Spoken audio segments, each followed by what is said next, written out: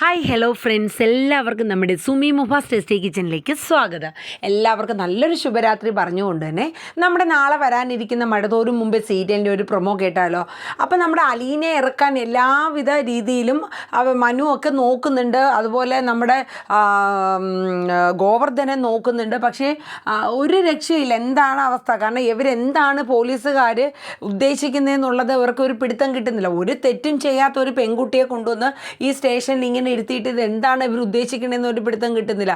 പക്ഷേ നമ്മുടെ രേവതി കുട്ടിയും മാമച്ചനും ഗ്രേസമ്മയും കൂടെ അത്രയും ദൂരം യാത്ര ചെയ്ത് ഗ്രേസമ്മയുടെ റിലേറ്റീവായ കുര്യച്ചൻ്റെ അടുത്ത് പോവുകയാണ്. അപ്പോൾ അവിടെ ചെന്ന് കുര്യച്ചൻ്റെ മകനും മകള് മീരയൊക്കെ ഉണ്ടായിരുന്നു. അപ്പോൾ അവരുമായിട്ട് കാര്യങ്ങൾ നടന്ന സംഭവ വികാസങ്ങളെല്ലാം നേരിട്ട് പറയുകയാണ്, ഇന്നതുപോലെയാണ്. പക്ഷേ ആ കേസിൽ നിങ്ങൾ അതായത് മീരയുടെ അച്ഛൻ പാല DYSP ആണ്. അപ്പോൾ അദ്ദേഹത്തെ കൊണ്ട് ഒന്ന് ഈ അലീനയ്ക്ക് വേണ്ടിയിട്ട് ഒന്ന് റെക്കമെൻഡ് ചെയ്യിപ്പിക്കാൻ പറ്റുമോ? കാരണം ആ കുട്ടി ഒരു തെറ്റ് ചെയ്തിട്ടില്ല. രേവതി കുട്ടിയെ പോലെ തന്നെയുള്ളൊരു കുട്ടിയാണ് അലീന. അതിനാരുമില്ല. അത് ആ വീട്ടിൽ ചെന്നു. പക്ഷേ അത് ആ കുടുംബത്തിന് വേണ്ടി അവളുടെ അമ്മയൊക്കെ ആണെന്നുള്ളതൊക്കെ അവർ പറയുന്നുണ്ട്. പക്ഷേ എങ്കിലും അതിന് സഹായിക്കാനായിട്ട് ഇപ്പോൾ നിലവിൽ ആരുമില്ല. കാരണം ആകെ ഉള്ളത് ബാലചന്ദ്രനാണ്. ബാലചന്ദ്രന് ഹോസ്പിറ്റലൈസാണ്. അപ്പോൾ അതുകൊണ്ട് ആരും തന്നെ ആ കുടുംബത്തിൽ ഇപ്പോൾ അവർക്ക് ആ കുട്ടിക്ക് വേണ്ടിയിട്ട് ഇറങ്ങാനില്ല. അപ്പോൾ അതുകൊണ്ട് ഒരു സഹായം എന്ന രീതിയിൽ മീര മോളുടെ അച്ഛൻ്റെ അടുത്തൊന്ന് പറയണമെന്ന് പറയുകയാണ്. അപ്പോൾ നമ്മുടെ കുര്യച്ചനും പറയുന്നുണ്ട്, മോളെ ഇത്രയും ദൂരം അവർ യാത്ര ചെയ്ത് വന്നത് അത്രയ്ക്കും ഒരു ഇമ്പോർട്ടൻ്റ് ആയതുകൊണ്ടല്ലേ മോൾ. അപ്പോൾ ഒന്ന് മോൾ അച്ഛനോട് വിളിച്ച് പറഞ്ഞപ്പോൾ മീര പറയുന്നുണ്ട്, അച്ഛൻ ഞാൻ ഇതുവരെ എൻ്റെ അച്ഛനോട് അങ്ങനെ ഈ വക കേസും കാര്യങ്ങൾക്കൊന്നും ഞാൻ അങ്ങനെ വിളിച്ചു പറയാറില്ല. കാരണം ഇതുവരെ ഞാൻ അങ്ങനെ പറഞ്ഞിട്ടില്ല. അപ്പം ഗ്രേസമ്മ ചെന്നിട്ട് പറയുന്നുണ്ട്, മോളെ നീ നമുക്ക് ആ കുട്ടിക്ക് വേണ്ടിയിട്ട്, ഒരു പാവം കുട്ടിയല്ലേ, അവൾക്ക് വേണ്ടിയിട്ട് ഞങ്ങൾക്ക് വേണ്ടിയിട്ട് ഒന്ന് പറയാമോ എന്ന് ചോദിക്കുന്നുണ്ട്. ശരി ആൻറ്റി, ഞാൻ പറയാമെന്ന് പറഞ്ഞിട്ട് എല്ലാവരുടെയും കൂടെ നിർബന്ധപ്രകാരം, കാരണം മീരയുടെ ഹസ്ബൻഡ് അതായത് കുര്യച്ചൻ്റെ മോനും പറയുന്നുണ്ട്, ഞാൻ പേര് മറന്നു കേട്ടോ, ജോബിനെന്ന് എന്തോ ആണെന്ന് തോന്നുന്നു കേട്ടോ ഈ കുര്യച്ചൻ്റെ മകൻ, അതായത് മീരയുടെ ഹസ്ബൻഡിൻ്റെ പേര് കറക്റ്റായിട്ട് എനിക്ക് ഓർമ്മ വരുന്നില്ലേ. അപ്പോൾ അങ്ങനെ അവരെല്ലാവരും കൂടെ പറയുന്ന അനുസരിച്ചിട്ട് നമ്മുടെ മീര അച്ഛനെ വിളിക്കുകയാണ്, നമ്മുടെ DYSPനെ വിളിക്കുകയാണ്. അങ്ങനെ DYSP വിളിച്ച് അച്ഛൻ ഇന്നതുപോലെയാണ് ആ ഒരു കേസിൽ. അപ്പോൾ അലീന എന്ന് പറയുന്ന കുട്ടി അതൊരു പാവമാണ്, പക്ഷേ അതിനെന്തിനാ ഇതിൽ പെടുത്തിയെന്ന് അറിഞ്ഞില്ല. അപ്പോൾ പുള്ളി പറഞ്ഞു, മോളെ ഈ ഒരു കേസെന്ന് പറയുന്നത് വളരെ വിവാദമായിട്ടുള്ളൊരു കേസാണ്. അപ്പോൾ ആ പെൺകുട്ടിയെ അവിടെ കൊണ്ട് ഇരുത്തി ചോദ്യം ചെയ്യണമെങ്കിൽ അതിന് തക്കതായ കാരണം ഉണ്ടാകും എന്നുള്ളതാണ് DYSP പറഞ്ഞത്.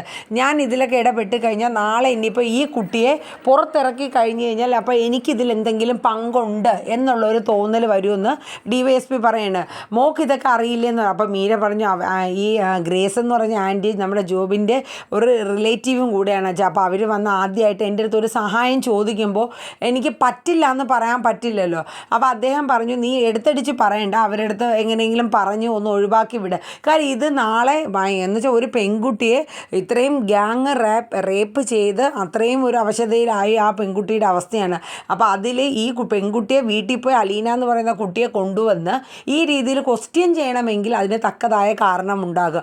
എന്നാലും ഞാനൊന്ന് തിരക്കട്ടെ, എന്നാലും ഞാൻ ഇതിലധികം തലയിടില്ല മോളെ. കാര്യം എന്ന് വെച്ചാൽ നമ്മൾ തലയിട്ട് കഴിഞ്ഞാൽ അത് വലിയ പ്രശ്നമാവും എന്ന് പറയുന്നുണ്ട്. അപ്പം മീര താഴെ ഫോൺ ചെയ്ത് കഴിഞ്ഞിട്ട് താഴെ വന്നിട്ട് പറയുന്നുണ്ട്, ഞാൻ അച്ഛനോട് വിളിച്ച് കാര്യങ്ങളൊക്കെ പറഞ്ഞിട്ടുണ്ട്.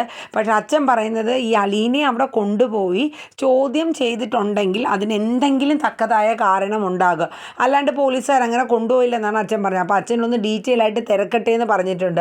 അങ്ങനെ ഇവരുമായിട്ട് മീരയും ഗ്രേസമ്മയും സംസാരിച്ചുകൊണ്ടിരിക്കുമ്പോൾ തന്നെ മീരയുടെ അച്ഛൻ തിരിച്ച് മീരയെ വിളിക്കുകയാണ്. എന്നിട്ട് പറയുന്നുണ്ട്, മോളെ അലീന എന്ന് പറയുന്ന കുട്ടി ഇപ്പോഴും സ്റ്റേഷനിൽ തന്നെയാണ്. പക്ഷേ അവിടുത്തെ അതായത് ഈ കുട്ടി അവിടെ റേപ്പ് ചെയ്തതെന്ന് പറഞ്ഞാൽ അറസ്റ്റ് ചെയ്യപ്പെട്ട രോഹിത്തും കൂടെ ചേർന്നിട്ട് ആ കുട്ടി ഇതിനു മുന്നേ എന്തോ ഇങ്ങനെ മയക്കുമരുന്നൊക്കെ കൊടുത്തിട്ടുണ്ട്. അപ്പോൾ ആ ഒരു കേസ് കംപ്ലൈൻ്റ് ആയിട്ട് അലീന എഴുതി കൊടുത്താൽ മാത്രമേ അവിടെ നിന്ന് പോകാൻ പറ്റുള്ളൂ എന്നാണ് അവിടുത്തെ CI പറഞ്ഞിരിക്കുന്നത്. അപ്പോൾ ആ കംപ്ലൈൻറ്റ് എഴുതി കൊടുക്കാൻ ആ കുട്ടിയിട്ട് തയ്യാറുമല്ല. അപ്പോൾ അതുകൊണ്ട് അതിനവിടെ ഇരുത്തിയിരിക്കുകയാണെന്നാണ് DYSP അന്വേഷിച്ചപ്പോൾ കിട്ടിയ റിപ്പോർട്ട്. അങ്ങനെ കാര്യങ്ങളൊക്കെ ഏകദേശം ഈ ഒരു ലെവലിലാണെന്ന് അറിഞ്ഞപ്പോൾ ഗ്രേസിനും അതുപോലെ തന്നെ രേവതി കുട്ടിക്കൊക്കെ ആകെ സങ്കടമാണ്. കാര്യം ഒരിക്കലും അലീന അങ്ങനെ ഒരു കംപ്ലൈൻറ്റ് എഴുതി കൊടുക്കില്ല. സ്വന്തം സഹോദരനെതിരെ അങ്ങനെ ഒരു കംപ്ലൈൻറ്റ് കൊടുത്താൽ ഈ സാഹചര്യത്തിൽ അത് ഒന്നും കൂടെ അവർക്ക് അവർ കുറ്റക്കാരാണെന്നുള്ളതിനൊരു ഇതാണല്ലോ. അപ്പോൾ അത് എത്ര റിസ്ക് എടുത്തിരുന്നാലും അലീന അത് ചെയ്യില്ല എന്നുള്ള കാര്യം രേവതിക്കറിയാം. അപ്പോൾ അവർക്ക് ആകെ വിഷമമാണ്. അങ്ങനെ അവരെന്തായാലും DYSP എന്തായാലും നോക്കട്ടെ എന്ന് പറഞ്ഞിട്ടുണ്ട്. അങ്ങനെ അത് അവരുമായിട്ട് സംസാരിച്ചിട്ട് അവർ തിരിച്ചു വരെയാണ്. അപ്പോൾ ഇതേ സമയം നമ്മുടെ കൃഷ്ണമോള് നമ്മുടെ രേവതിക്കുട്ടിയെ വിളിക്കണം എന്തായി എന്നുള്ളതൊക്കെ. അപ്പോൾ കൃഷ്ണമോളടുത്ത് കാര്യങ്ങളൊക്കെ രേവതി പറഞ്ഞു. പക്ഷേ ഈ കംപ്ലൈൻറ്റ് എഴുതി കൊടുത്താലേ അവിടെ നിന്ന് വിടുള്ളൂ എന്നുള്ള കേസ് പറഞ്ഞിട്ടില്ല. മോളെ ചെയ്യേണ്ടതെല്ലാം ഞങ്ങൾ ചെയ്യുന്നുണ്ട്. അപ്പോൾ എന്തായാലും അലീന ചേച്ചി പെട്ടെന്ന് തന്നെ പുറത്ത് വരും എന്നുള്ളത് പറഞ്ഞ് കൃഷ്ണമോളെ സമാധാനിപ്പിക്കുകയാണ് കേട്ടോ. അപ്പോൾ ഇതേ സമയം നമ്മുടെ ഗോവർദ്ധന സ്റ്റേഷനിൽ തിരക്കിയപ്പോൾ ഇങ്ങനെ കംപ്ലൈൻറ്റ് എഴുതി കൊടുത്താൽ മാത്രമേ അലീനെ അവിടെ നിന്ന് വിടുള്ളൂ എന്ന് പറഞ്ഞൊക്കെയാണ്. അങ്ങനെ SIയും CAയും സ്റ്റേഷനിലെ കാര്യം ആണെങ്കിൽ SIയും CAയും കൂടെ തമ്മിൽ സംസാരിക്കുകയാണ്. സാറേ അവൾ എന്ത് ചെയ്ത് അടുക്കണില്ലാന്ന് ഈ SI CAയോട് പറയുകയാണ് കേട്ടോ. അവളങ്ങനെ കംപ്ലൈൻറ്റ് എഴുതി തരുന്നില്ല. അത് നമ്മൾ വിചാരിക്കും കണക്ക് അമ്പിലും വില്ലിലും ചേരണ ഒരു മട്ടൊന്നും ഇല്ലയെന്ന് പറയുന്നുണ്ട്. ഓഹോ അവൾക്ക് അത്ര അഹങ്കാരമാണോ? എന്നിട്ട് വീണ്ടും അലീനേനെ വിളിപ്പിക്കണം. എന്നിട്ട് പറയുന്നത് നിനക്കെന്താടി കംപ്ലൈൻറ്റ് എഴുതി കൊടുത്താൽ? അങ്ങനൊരു സംഭവം നടന്നിട്ടില്ല. ഞാൻ അങ്ങനെ ഒരു കംപ്ലൈൻറ്റ് എഴുതിയും കൊടുക്കില്ല. അപ്പം തന്നെ ആ CA മതിയായ ഒരു തെറി അലീനെ അങ്ങ് വിളിക്കുകയാണ് കേട്ടോ. പക്ഷേ അവിടെയൊന്നും അലീന പതറുന്നില്ല. അലീന പിടിച്ച് തന്നെ നിൽക്കുകയാണ്. അങ്ങനെ ആ CA അത്രയും രീതിയിൽ മോശമായിട്ട് സംസാരിച്ചിട്ട് കൂടിയും അലീന ആ കംപ്ലൈൻറ്റ് എഴുതാൻ കൂട്ടാക്കിയില്ല. എന്നിട്ട് അവിടെ നിന്ന ലേഡി കോൺസ്റ്റബിളിനോട് ഈ CA പറയുന്നുണ്ട് ഇവൾ ഇവിടെ ഇരിക്കട്ടെ, ഇവൾ ആ കംപ്ലൈൻറ്റ് എഴുതിയിട്ടല്ലാണ്ട് ഇവൾ ഇവിടെ നിന്ന് പോവില്ല, പച്ച വെള്ളം ഇവൾക്ക് ചോദിച്ചാൽ കൊടുക്കല്ലെന്ന് പറയുന്നുണ്ട്. പക്ഷേ അതൊന്നും അലീനേനെ ഉലത്തുന്നില്ല. അലീന അനങ്ങുന്ന കൂടിയില്ല. അലീന അതൊന്നും എന്നെ ബാധിക്കണ കാര്യമില്ലാത്ത മട്ടിൽ. കാരണം വെച്ചാൽ അത്രയ്ക്ക് വിഷമിച്ച് ആ ഇല്ലാത്തൊരു ധൈര്യം എവിടെ നിന്നോ സംഭരിച്ച് ആ കുട്ടി അവിടെ ഇരിക്കുകയാണ്. എന്താണെങ്കിലും വരുന്നിടത്ത് വെച്ച് കാണാം, താൻ ഒരു തെറ്റും ചെയ്തിട്ടില്ല എന്ന ബോധ്യം അലീനയ്ക്ക് നന്നായിട്ടുണ്ട്. അതുകൊണ്ട് ഇനി ഇതല്ല ഇതിനപ്പുറം വന്നാലും അലീന പിടിച്ചു നിൽക്കും എന്നൊരു ബോധ്യം അലീനയ്ക്ക് ഉണ്ടായിരുന്നു. അങ്ങനെ അലീന അവിടെ തന്നെ ഇരിക്കണം. ഇതേ സമയം അലീന ആ സെല്ലിനുള്ളിലോട്ട് നോക്കുകയാണ്. നോക്കുമ്പോൾ ബാഡി തളർന്ന് നീലിച്ച ശരീരമായിട്ട് തൻ്റെ സ്വന്തം സഹോദരൻ ആ സെല്ലിനകത്ത് ആ തറയിൽ ഇരിക്കുകയാണ്, ഒരു അടിവസ്ത്രം മാത്രം ധരിച്ചുകൊണ്ട്. ആ ഒരു കാഴ്ചയാണ് അവളെ തളർത്തി കളയുന്നത്. ബാക്കി എന്തും പിടിച്ച് നിൽക്കുന്നുണ്ട്. പക്ഷെ ആ ഇടയ്ക്ക് അവൾ ആ നോക്കുന്ന ആ ഒരു കാണുമ്പോൾ ആ കാഴ്ച അത് അലീനേനെ ആകെ ഉലത്തി മറിക്കുകയാണ് കേട്ടോ. ഇതിൻ്റെ ഇടയിൽ സുലോചന ഗോവർദ്ധനെ വിളിക്കുന്നുണ്ട്. ഗോവർദ്ധയുടെ എന്തായി കാര്യങ്ങൾ, അലീനയെ ഇറക്കാനായിട്ട് എന്തെങ്കിലും പറ്റുമോ? അപ്പോൾ ഗോവർദ്ധനം കാര്യം പറയുന്നുണ്ട്. ഇങ്ങനൊരു കംപ്ലൈൻറ്റ് അലീന എഴുതി കൊടുത്താൽ മാത്രമേ അലീനെ സ്റ്റേഷനിൽ നിന്ന് വിടുള്ളൂ എന്നാണ് അറിഞ്ഞിരിക്കണം. ഞാൻ എന്തായാലും വക്കീലിൻ്റെ അടുത്ത് പോവാണ്, വക്കീലിനെയും കൂട്ടിക്കൊണ്ട് പോയി ഇനി എന്തെങ്കിലും ചെയ്യാൻ പറ്റുമെന്ന് നോക്കട്ടെ എന്ന് പറയുന്നത്. അപ്പോൾ നീ ഇപ്പോൾ എവിടെയാണെന്ന് ഗോവർദ്ധനെ ചോദിക്കുമ്പോൾ സുലോചന പറയും ഞാൻ ആശുപത്രിയിൽ പോകാൻ വേണ്ടി ഇറങ്ങുകയാണ്, എന്നാൽ നീ വേഗം പൊക്കോന്ന് പറഞ്ഞ് അവർ ഫോൺ വെക്കുകയാണ്. അങ്ങനെ സുലോചന ഹോസ്പിറ്റലിലെത്തി നേരെ ആദ്യം പോകുന്നത് വൈജയന്തിയുടെ അടുത്താണ്. വൈജയന്തിയുടെ അടുത്തല്ല, ബാലേന്ദ്രൻ്റെ അടുത്താണ്. ബാലചന്ദ്രൻ്റെ അടുത്ത് ചെല്ലുമ്പോൾ ചോദിക്കാം ബാലേട്ട എങ്ങനെയുണ്ട്, ഇപ്പോൾ ഒരുവിധമൊക്കെ ആരോഗ്യം ഓക്കെ ആയോ എന്നൊക്കെ ചോദിക്കണം. അപ്പോൾ ബാലേന്ദ്രൻ പറയുന്നുണ്ട് എനിക്കൊട്ടും ഓക്കെ ആയിട്ടില്ല. അലീന എവിടെയാണ്? അവൾ ഇതുവരെയ്ക്കും എൻ്റെ അടുത്ത് വന്നില്ല, എൻ്റെ ഫോണും കൊണ്ട് അവൾ പോയതാണ്. നീ ഒരു കാര്യം ചെയ്തേ, നിൻ്റെ ഫോൺ ഇന്ന് അലീനയെ ഒന്ന് വിളിച്ചെന്ന് ചോദിക്കുന്നുണ്ട്. അപ്പം സുലോചന പതറിയില്ലേ, അലീനയുടെ കേസ് എന്ത് പറയൂ, അല്ലെങ്കിൽ പറഞ്ഞില്ലെങ്കിൽ ഇനിയിപ്പം കാരണം വിളിച്ചു കൊടുക്കാൻ പറയുമ്പോൾ വിളിച്ചു കൊടുക്കാണ്ടിരുന്ന അത് അപ്പോൾ എന്തായാലും അലീനയുടെ കേസ് പറയേണ്ടി തന്നെ വരും എന്നുള്ളത് സുലോചനയ്ക്ക് മനസ്സിലായി. എന്നിട്ട് സുലോചന കുറച്ച് കാര്യങ്ങൾ ഇങ്ങനെ തിരിച്ചും മറിച്ചൊക്കെ ചോദിച്ചിട്ട് ബാലേന്ദ്രൻ അലീനയെ വിളിച്ച് താട്ടെ എന്നുള്ള രീതിയിൽ തന്നെ നിൽക്കുകയാണ്. അപ്പോൾ സുലോചന പിന്നെ ഒടുവിൽ ആ സത്യം പറയേണ്ടി വരെയാണ്. ബാലേട്ട അലീന വീട്ടിലില്ലെന്നോ? നീ എന്താ ഈ പറയണത്? അവൾ വീട്ടിലില്ലാണ്ട് പിന്നെ എങ്ങോട്ടാണ് പോയത്? അത് പോലീസ് വീട് പിന്നെ രോഹിത്തിൻ്റെ ആ ഒരു കേസിന് വേണ്ടി അവിടെ തെളിവെടുപ്പിന് വന്നപ്പോൾ അലീനയെ കൊണ്ടുപോയെന്ന് പറയും. അതെന്തിനാ അലീനയെ കൊണ്ടുവന്നാൽ? അതെന്തൊക്കെ ചോദിക്കാനായിട്ടാണെന്ന് പറയും. ചോദിക്കാൻ വീട്ടിൽ വെച്ച് ചോദിച്ചാൽ പോരെ, അവളെ എന്തിനാ സ്റ്റേഷനിൽ കൊണ്ടുപോയെന്ന് പറഞ്ഞ് ബാലചന്ദ്രൻ ആ ബെഡിൽ നിന്ന് അങ്ങോട്ട് ചാടി എഴുന്നേറ്റ് ഇറങ്ങണം. എനിക്ക് വീട്ടിൽ പോകണം, എനിക്ക് എൻ്റെ മോളെ രക്ഷിക്കണം, എനിക്കിവിടെ കിടന്നാൽ എനിക്ക് സമാധാനം ഇല്ല എന്നൊക്കെ പറഞ്ഞ് പുള്ളി ആകെ കൊതറി മറിയാണ്ട്. ഈ സമയം നേഴ്സ് ഓടി വന്ന് സാർ എന്താ ഈ കാണിക്കുന്നത്? അങ്ങനെ സുലോചനെ ആ നേഴ്സും കൂടെ കഷ്ടപ്പെട്ട് സമാധാനിപ്പിച്ച് ബാലചന്ദ്രനെ അവിടെ ഇരുത്തണം. പക്ഷേ ബാലചന്ദ്രൻ അതിലൊന്നും നിൽക്കുന്നില്ല. എനിക്കിപ്പോൾ തന്നെ വീട്ടിൽ പോകണം എന്നുള്ള ഒരേ ടേണിൽ തന്നെ നിൽക്കുകയാണ്. അവസാനം സുലോചന പറഞ്ഞ് സമാധാനിപ്പിച്ച് നിർത്തുകയാണ്. പക്ഷേ ബാലചന്ദ്രൻ ആകെ തളർന്നു പോയിട്ട് അലീന ആകെ ഉള്ളൊരു ധൈര്യം അവളായിരുന്നു. കാര്യം എല്ലാ കാര്യങ്ങളും വെളിയിൽ നിന്ന് ചെയ്യാൻ അലീനയും ഗോവർദ്ധനും ഉണ്ട് എന്നുള്ളൊരു ധൈര്യമായിരുന്നു ബാലചന്ദ്രന്. പക്ഷേ അലീനയെ പോലീസ് പിടിച്ചു എന്ന് കേട്ടപ്പോൾ, അങ്ങനെ കൊണ്ടുപോയി ഒരു കുറ്റവാളിയെ പോലെ അവിടെ ഇരുത്തിയിരിക്കുന്നു എന്നൊക്കെ കേട്ടപ്പോൾ ബാലേന്ദ്രന് അത് ഒട്ടും തന്നെ അക്സെപ്റ്റ് ചെയ്യാൻ പറ്റുന്നില്ല കേട്ടോ. അങ്ങനെ കുറേ നേരം സുലോചന ബാലചന്ദ്രനെ സമാധാനിപ്പിക്കുന്നുണ്ട്.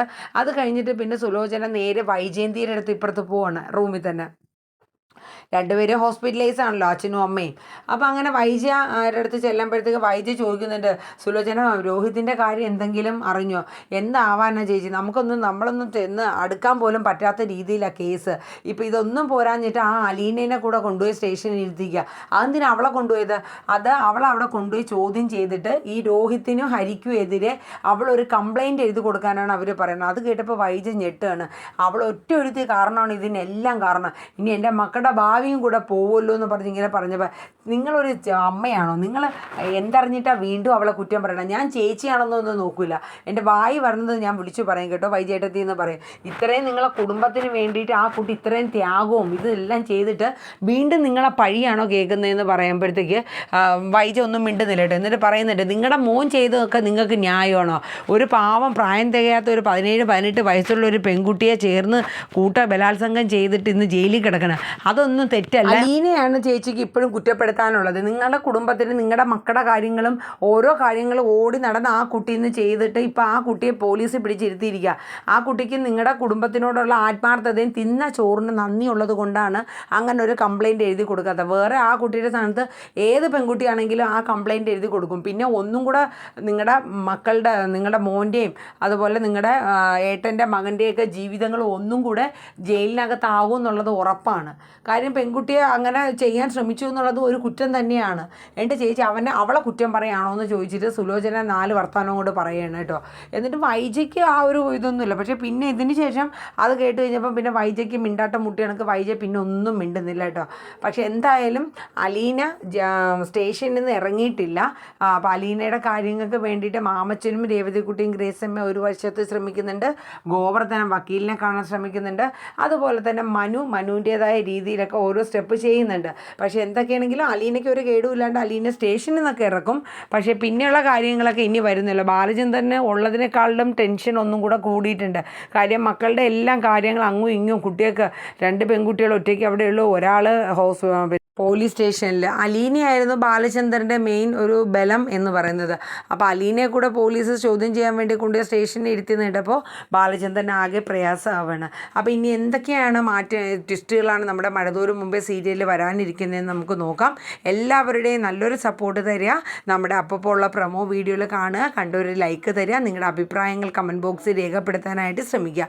എല്ലാവർക്കും ഒരിക്കൽ കൂടി ശുഭരാത്രി പറഞ്ഞുകൊണ്ട് ഇന്നത്തെ നമ്മുടെ മഴതോറും മുമ്പേ സീരിയലിൻ്റെ നാളെ വരാനിരിക്കുന്ന സീരിയലിൻ്റെ പ്രൊമോ വീഡിയോ ഇവിടെ വൈൻഡപ്പ് ചെയ്യാണ്. Tata, bye bye, good night, take care.